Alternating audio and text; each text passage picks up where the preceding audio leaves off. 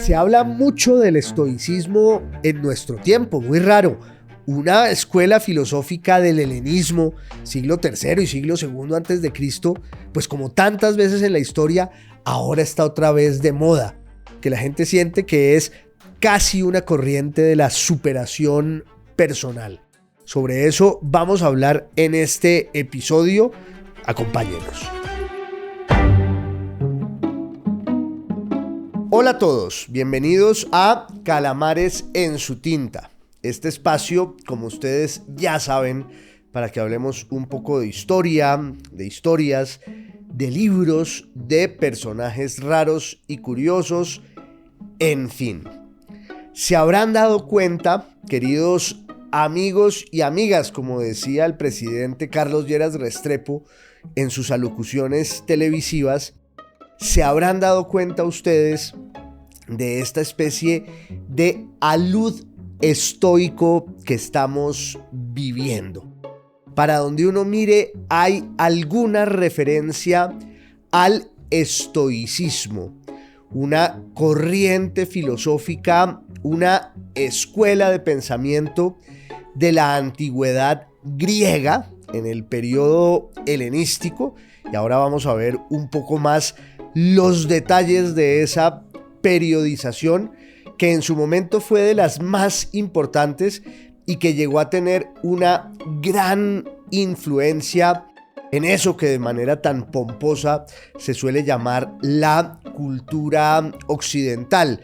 En muchos momentos de la historia ha habido un resurgimiento del estoicismo, o por lo menos una cierta fascinación con los principios de esa doctrina que en lo fundamental tienen que ver con una aceptación de una especie de orden natural que hay en las cosas, frente al cual el alma humana debe plegarse y debe intuir más bien las fuerzas que están allí gravitando en lo que ocurre para no tratar de navegar contra la corriente, que es inútil, que es desgastante, que es agotador, que es pernicioso, etc.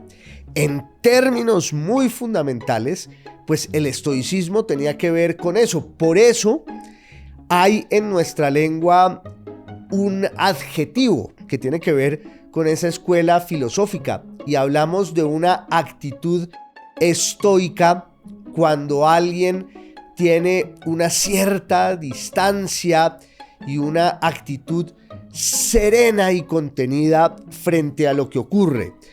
Así su signo sea feliz, pero sobre todo si es un signo trágico, aquel que exhibe un cierto estoicismo se supone que es el que reconoce y acepta los mandatos del destino y de las cosas sin desgarramiento y sin protestas.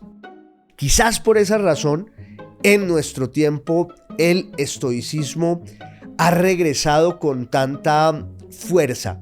Como les decía ahora, para donde uno mire, hay algún contenido, como se dice ahora, que tiene que ver con el estoicismo. Hay programas de radio, documentales, podcasts, libros de todo tipo en los que la invocación estoica pues tiene que ver con la vida cotidiana. Entonces encontramos estoicismo para la empresa, estoicismo para el fútbol, estoicismo para la cocina, estoicismo para el amor. Es una especie de doctrina de eso que también se suele llamar la superación personal. Y está muy bien, porque la gente pues puede acudir a las fórmulas que quiera y que crea que le van a servir para tener una vida mejor. No hay por qué censurar eso ni señalarlo con desprecio y arrogancia. Lo que sí está muy claro también, obvio, es que el capitalismo siempre intuye dónde están esas corrientes de pensamiento que se van volviendo una moda y las explota a placer con toda clase de productos. Entonces ya tendremos llaveros, vasos, postales con frases estoicas para que la gente se sienta en una corriente intelectual que les sirve para sobreaguar en una época pues tan agitada y tormentosa, y para hacerles frente a sus desafíos más complejos. La verdad es que el estoicismo también puede ser una respuesta, como lo ha sido muchas veces en la historia, a una suerte de crisis espiritual.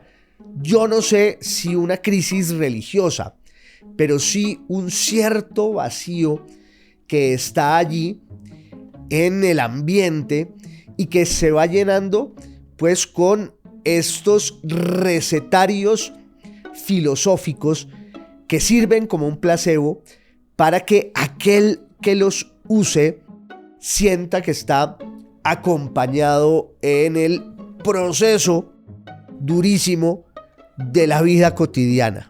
Los días que uno tras otro son la vida, como dice un gran poeta. Y pues navegar en ese mar nunca ha sido fácil, y la filosofía también está allí a la mano para iluminar un poco esos recodos más oscuros y truculentos de la vida cotidiana. Entonces estamos asaltados por un auge estoico que, como digo, también puede tener que ver con un hecho ya un poco más profundo desde el punto de vista histórico, y es que en eso que llamamos la modernidad, en la sociedad moderna de la que todos somos parte desde hace tanto, pues la religión fue desterrada, la religión fue desalojada. La modernidad, entre otras cosas, consiste también en eso, en esa suerte de renuncia y expiación de la presencia y la influencia de la religión en la sociedad. Y el vacío descomunal que dejó la religión en la sociedad moderna, pues se fue llenando con unas formas sustitutas, con unos sucedáneos, como se decía antes, que han servido para llenar ese espacio que antes tenía la religión. Entonces vino la ciencia, que por paradójico que suene, terminó de alguna manera copando también el lugar y el espacio de la religión en la sociedad moderna, con unas formas teológicas que son muy interesantes. Y luego pues vienen todas estas corrientes de la espiritualidad, que es una forma un poco más superficial y cómoda de la religión, con todos sus problemas y con sus cargas y sus fardos tan pesados. Entonces en la espiritualidad tenemos el yoga, tenemos la orinoterapia, tenemos los pilates, tenemos la meditación, el acercamiento a eso que los que lo ofician llaman Oriente, como si fuera una sola cosa, una especie de abstracción que está allí con la que uno puede dialogar. Y repito, eso está bien. El estoicismo hace parte un poco de esas doctrinas, de esas formas de pensamiento que terminan llenando el vacío espiritual de la sociedad moderna. Y no deja de ser curioso, porque yo creo que los fundadores, los creadores del estoicismo estarían muy orgullosos de que eso esté pasando. No lo verían con malos ojos, porque entre otras cosas asumieron, los precursores del estoicismo en la antigüedad griega, ya en el helenismo, en el siglo IV y sobre todo en el siglo III antes de Cristo y de ahí en adelante, pues los precursores del estoicismo entendieron que la filosofía era sobre todo eso, una forma de vida, una ética que tenía que servirles a todos para llevar una vida mejor. Pero además el estoicismo surge como filosofía, como escuela, como doctrina, como corriente, en un momento muy concreto de la historia del mundo antiguo y del mundo griego, que además ya empieza a ser dominado por lo que va a ser el Imperio Romano. El estoicismo nace en una encrucijada muy turbulenta de ese momento de la historia, de esa cultura, de esa época. Un historiador del pensamiento y de las ideas brillante y erudito alemán. Ustedes saben que los alemanes, pues cuando se meten en serio a esas cosas, pueden llegar a ser insuperables. Un gran historiador de la filosofía antigua del siglo pasado alemán que se llamaba Ernst Hoffmann, que era un gran experto en la vida y la obra de Platón, escribió alguna vez un libro sobre el estoicismo y decía que el estoicismo irrumpe en la historia de la cultura griega en un momento de crisis y perplejidad, en una especie de catástrofe espiritual que podríamos equiparar con esos momentos de crisis en los que a lo largo de la historia la gente ha vuelto sobre el modelo estoico para tratar de vivir y entender mejor su propia época, su mundo. ¿Cuál era esa crisis espiritual? ¿Cuál era esa catástrofe de la que hablaba Ernst Hoffmann, que explica, a su juicio, el surgimiento del estoicismo? Pues desde luego el tránsito entre la condición refractaria y cerrada de las ciudades griegas hacia un modelo cosmopolita, universal e imperial. Esto es muy importante y se puede resumir con relativa sencillez. Todo lo que nos fascina de la cultura griega, que es mucho, y además somos iniciados en esa especie de religión y devoción desde muy temprano, porque ser eso que llamamos Occidente, con todas las comillas del caso, pues en el fondo no es sino reconocer siempre, todos los días, la deuda que tenemos con Grecia. Grecia es el origen de muchas cosas. Hay allí, pues, obvio, una idealización de ese mundo que en el colegio a uno se lo presentan perfecto y de mármol, con esos filósofos y esos estadistas y esos oráculos y esos dioses que están siempre diciendo cosas brillantes y que están viviendo historias apasionantes. Esa visión de las cosas, a veces idealizada, pues no está lejos de una realidad que en últimas se puede descifrar desde el punto de vista histórico cuando uno va viendo la evolución de lo griego, que se caracteriza por algo, y es que en Grecia el verdadero referente de la gente estaba en su ciudad. La ciudad era la patria, la ciudad era el equivalente a lo que hoy en el mundo moderno pues son los países, los estados nacionales, cambiando lo que haya que cambiar. Y obviamente la comparación no es tan fácil porque es difícil entender lo que en la Grecia antigua significaban esas ciudades-estado que se llamaban las polis. La polis era la vida de un ciudadano. Ahí ocurría y ahí transcurría todo.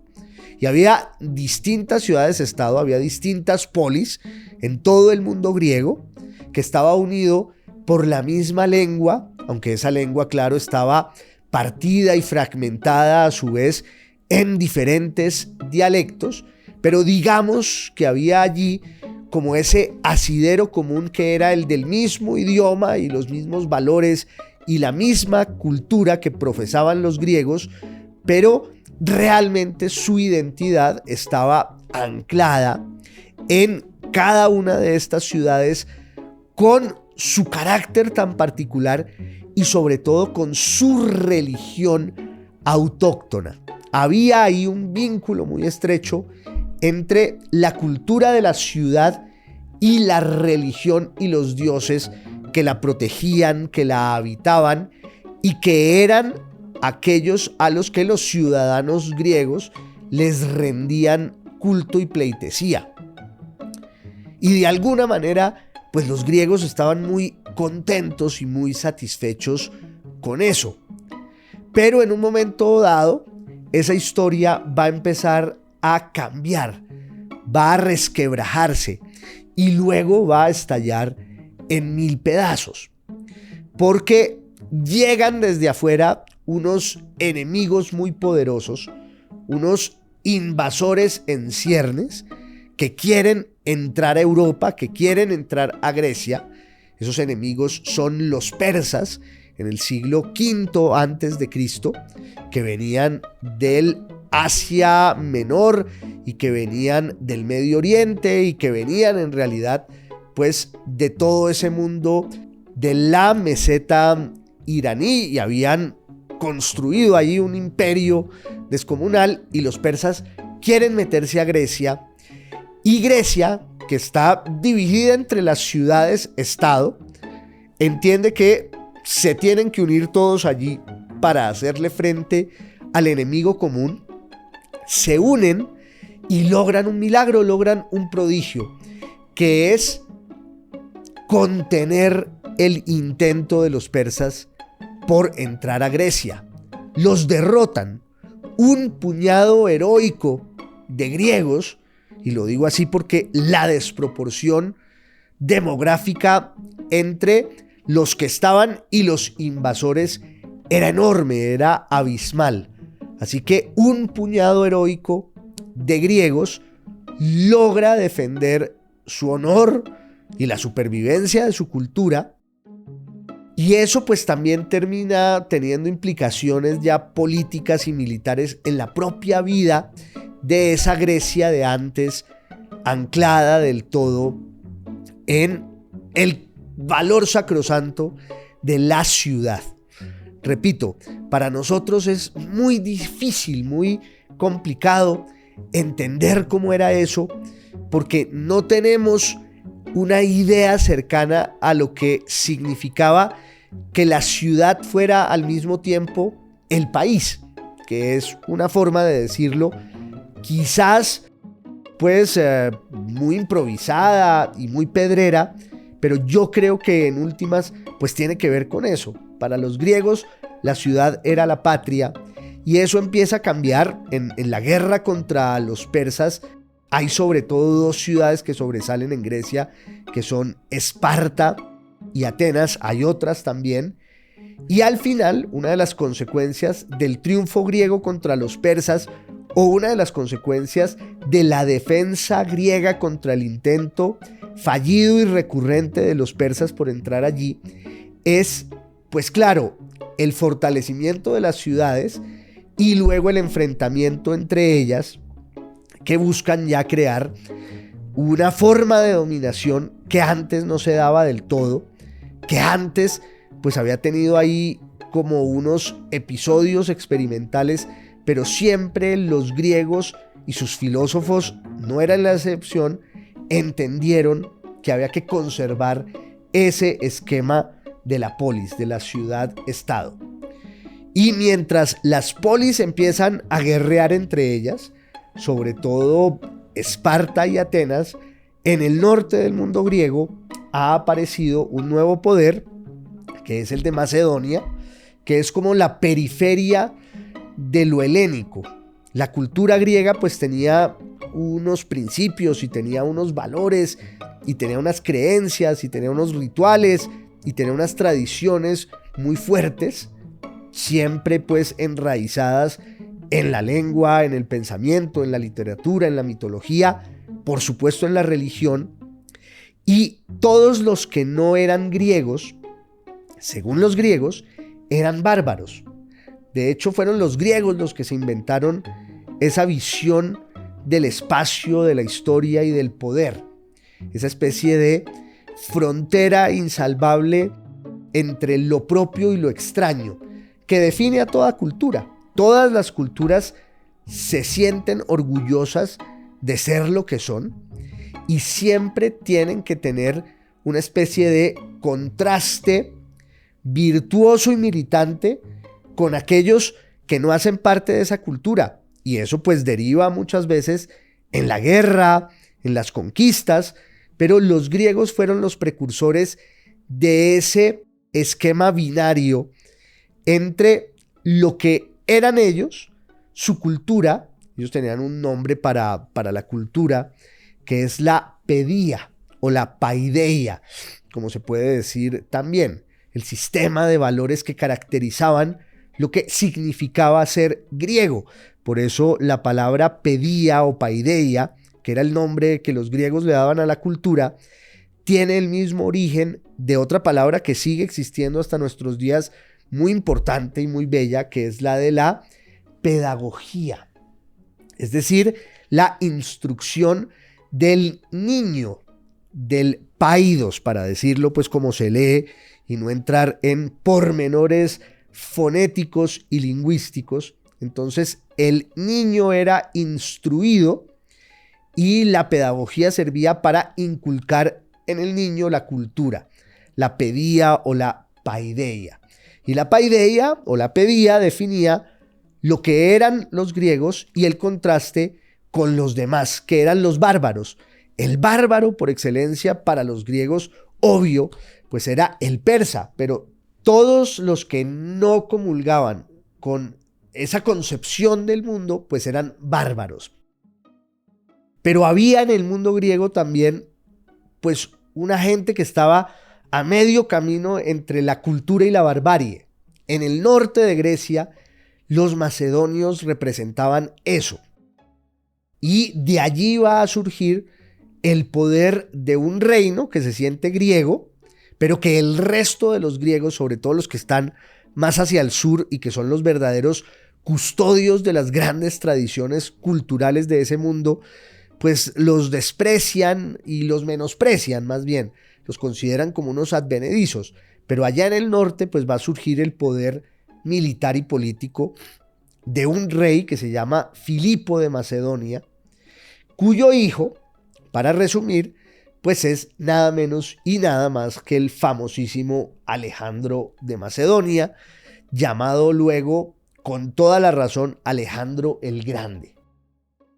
Filipo, el padre de Alejandro, hizo una cosa importante, que fue unificar a toda Grecia, conquistarla, y ahí ya rompe esa tradición de las ciudades-estado. Empieza a crear una unidad política mucho más grande.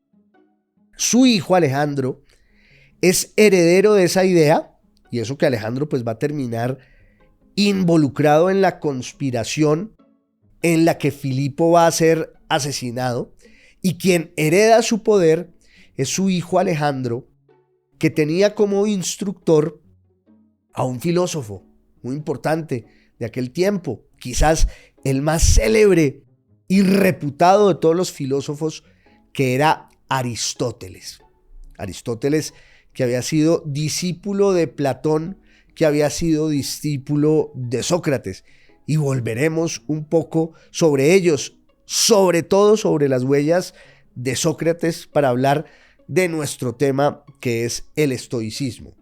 Entonces había allí como esa especie de santísima trinidad filosófica: Sócrates, Platón y Aristóteles es el maestro de Alejandro, y Aristóteles era un conservador y era sobre todo pues un defensor de los valores tradicionales de la cultura griega. Y entiende Aristóteles que Alejandro tiene un sueño desmesurado, que es ya no solo conquistar toda Grecia y unir esa cultura, romper con el esquema de las ciudades-estado y consolidar el proyecto de su padre, que era tener ahí como un imperio griego. La idea de Alejandro es además llevar la cultura griega donde los bárbaros y doblegar y someter y conquistar a los bárbaros. Lo que para los filósofos y los sabios griegos era un error enorme. Y el vocero de esa visión de las cosas es Aristóteles, que le dice a su discípulo: usted deje esas quimeras, porque además cuentan las historias de aquel tiempo, y Alejandro, claro, pues llegó a ser un personaje tan grande que se escribieron muchas biografías y muchos relatos de sus batallas, de sus ideas, muchas anécdotas que revelan un poco su espíritu, sus ambiciones, sus fracasos, sus caídas, su gloria. Dicen que Alejandro llevaba siempre un ejemplar de la Ilíada bajo la almohada, como si por ósmosis se le fuera transmitiendo todo ese ímpetu del heroísmo. Él tenía una devoción irrestricta por Aquiles, y entonces Aristóteles le dice: usted deje de estar embriagado con esas historias y piense más bien en los deberes que debe cultivar y que debe prohijar el heredero de un poder que tiene que velar por los intereses de los griegos, no por los de los bárbaros. Olvídese de esa ilusión de llevar la cultura griega donde los bárbaros. Eso no es bueno, ni para los bárbaros ni para los griegos, mucho menos para los griegos. Era una idea, repito, tradicionalista, conservadora, y Alejandro, y eso cambió la historia, pues desoye de manera olímpica, nunca mejor dicho, a Aristóteles, y va a emprender la conquista del Oriente. Y eso pues cambia la historia, porque de verdad es el momento en el que esa cultura griega, confinada siempre en sus valores, en su mentalidad, y que había surgido, se había desarrollado, pero además había crecido dentro de ese esquema de la ciudad-estado, de las religiones locales, vernáculas, pues todo ese mundo se lanza ahora a la conquista de esas civilizaciones que estaban allí en el otro lado.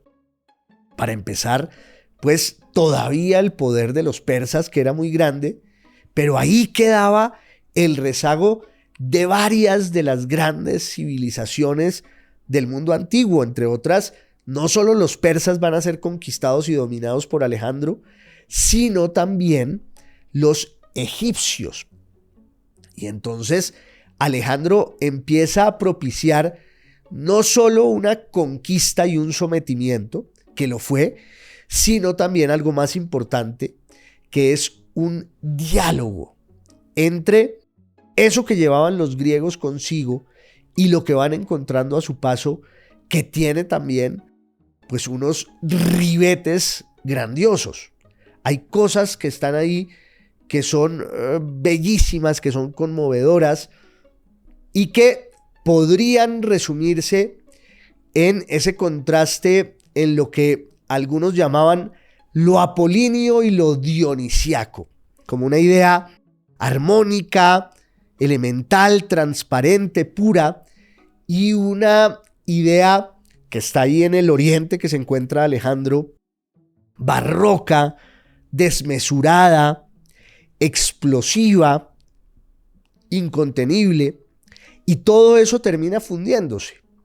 Empieza a darse una forma de mestizaje, un encuentro entre lo griego, lo persa, lo egipcio, lo que había en el mundo caldeo todavía, en el mundo babilónico, el encuentro, o más bien la inserción en todo este universo que está creando Alejandro, de un pueblo que está allí, que se caracteriza sobre todo por una identidad religiosa tan fuerte, inspirada en la fe en un solo Dios, su Dios, el monoteísmo, que es el pueblo judío. De manera que ese encuentro, ese mestizaje, pues va a tener un sinfín de ingredientes, de elementos, y podríamos resumir en términos políticos los logros de Alejandro en una idea: el cosmopolitismo. Alejandro tiene la idea de que los hombres son todos iguales. Eso se llama la homonoia, la comunidad de las mentes y de las almas. Ya no hay frontera entre los bárbaros y los griegos. Ya no hay ese abismo que él, al cruzar el mar y al llegar al Oriente Próximo y luego a la Mesopotamia, ha borrado. Él ha creado un puente para siempre entre esos dos universos y ha hecho que todos los habitantes de ese mundo, de ese cosmos, de ese universo, sean una sola cosa y profesen, o eso cree él, y es lo que busca, una misma identidad, que, insisto, se resume en la noción del cosmopolitismo. El cosmopolitismo es la renuncia a lo anterior que era, podríamos llamarlo en esos términos, el politismo, que era estar instalado solo en la polis y creer que no había nada más por fuera. Eso es lo que señala este historiador alemán que les digo, maravilloso, Ernst Hoffmann, cuando él decía: es que el estoicismo, como corriente filosófica, pues nace en un momento de crisis y de transición en la cultura griega, porque ya se ha dado ese tránsito entre la polis y el imperio. Ya estamos en el cosmopolitismo y eso fue una tragedia y una debacle para muchos allí. Y ese vacío que era político y religioso lo llenaron las escuelas filosóficas. Surgieron muchas en ese momento de la historia, en el siglo III y en el siglo II antes de Cristo. Pero la estoica, la escuela del estoicismo, pues se reveló como la más duradera, la más seductora, la que logró más discípulos y más perduración. Ahora, hay una especie de parentesco, por eso lo mencionaba tanto antes, entre el estoicismo y Sócrates. Sócrates es, claro, la gran estrella de rock and roll de la filosofía antigua, que nace en el año 470 a.C. y muere o es ajusticiado, muere víctima de las leyes de la ciudad que él tanto reivindicó y en nombre de las cuales va a morir como un mártir en el año 399 a.C. La filosofía griega antes de Sócrates pues se ocupaba sobre todo de cuestiones físicas y naturales. Luego se fue volviendo una filosofía de lo humano, antes de Sócrates también. Y en tiempos de Sócrates, alguna vez hablamos de eso aquí en Calamares en su tinta, pues aparecen unos personajes que son los sofistas, unos profesores, y Sócrates como que los desafía porque realmente el método de Sócrates era la ironía, era la humildad y era la búsqueda de la felicidad a través del camino de la virtud. Y la filosofía, pues, era el espacio en el que el sabio podía entender los alcances verdaderos de eso que se llamaba la virtud. Y entonces Sócrates pues se vuelve el gran maestro de una cantidad de discípulos y seguidores que lo oyen hablar en Atenas y que son beneficiarios de su agudeza, de su humor. No hay textos de Sócrates porque él privilegiaba el diálogo. Obvio, estamos siempre dependiendo de la arqueología y de las fuentes fragmentarias que nos quedan. Sócrates tuvo un discípulo estelar, que es Platón, y Platón se encarga de recoger buena parte del pensamiento socrático, que, insisto, ocurría ahí en el ágora, ocurría en la calle, en la conversación, en las esquinas, en las tertulias, en los mentideros, en las tabernas, por supuesto, al calor de un vino griego que estimulaba y atizaba la filosofía, y Sócrates pues era un provocador que con sus preguntas impertinentes ponía siempre el dedo en la llaga y estaba regando la sal en la herida de esos lugares comunes que se van estableciendo en las sociedades y que terminan siendo también el bastión pues de sus poderes establecidos. Sócrates aceptaba la condición sagrada de la religión de su ciudad, aceptaba sus leyes, pero a Sócrates pues le toca vivir también un momento de tránsito político en Atenas, y él va a terminar inmiscuido ahí en unas intrigas y en unas conspiraciones, y terminan juzgándolo por impiedad. Un autor español, un filólogo español que se llamaba Antonio Tovar, alguna vez comparó a Sócrates con Cristo, y no me parece una comparación del todo descabellada, porque decía Antonio Tovar, ninguno de los dos escribió nada. Bueno, Jesús por lo menos trazó una línea en la arena, pero además ambos hicieron del diálogo el instrumento por excelencia de su prédica. Y como les decía, Sócrates tenía un discípulo que se llamaba Platón, y Platón recoge y sintetiza, codifica ese pensamiento socrático con un talento literario de parte de Platón descomunal. Platón es uno de los mejores escritores de todos los tiempos, y más allá de la filosofía y del pensamiento, que es la esencia de sus diálogos y un poco de sus cartas, pero sobre todo de sus diálogos, lo mejor es la gracia y el encanto y la destreza con que asistimos a una especie de obra teatral también, en la que el protagonista es Sócrates.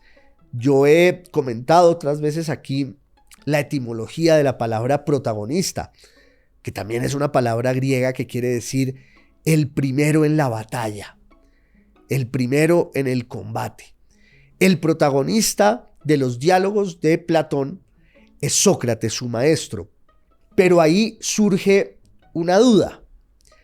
¿Cuál es el límite entre el pensamiento socrático propiamente dicho y el pensamiento de Platón?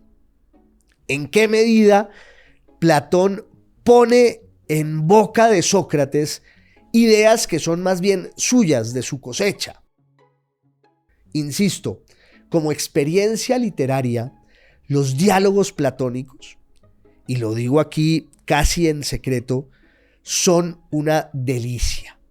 Es un texto que puede leerse como una novela de aventuras, como libros de viajes, y por supuesto como esa obra en la que asistimos al prodigio, al milagro de la inteligencia socrática y su escándalo y su provocación. Pero no sabemos bien si esas ideas que va diciendo Sócrates con encanto e ironía, pues son suyas o son de su alumno aventajado y favorito. Tuvo otros discípulos Sócrates, uno de ellos se llama Jenofonte, que escribió además una pequeña biografía de Sócrates, muy inferior a lo que hizo Platón y que dejó luego unos textos históricos maravillosos. Jenofonte es más conocido como historiador que como pensador. Y hay otro discípulo socrático que se llama Antístenes. Antístenes era un personaje pues muy particular, mayor con respecto al resto de los discípulos de Sócrates, que eran unos jóvenes que lo seguían. Y ustedes saben que hay también en esa tradición de la cultura griega antigua, pues una visión del amor entre los hombres mucho más desprevenida que la que se impuso luego con la moral cristiana. Y el amor pues tenía distintas instancias, distintas versiones, y ese amor que propiciaba la filosofía podía derivar en una serie de rituales orgiásticos y amatorios que a veces suscitaban escándalo y a veces no. Y eso incluía también, sin ningún problema en aquel tiempo, la homosexualidad. Mucho de eso tuvo que ver con la acusación que se le hizo a Sócrates de impiedad. Por eso terminan juzgándolo sus enemigos y condenándolo.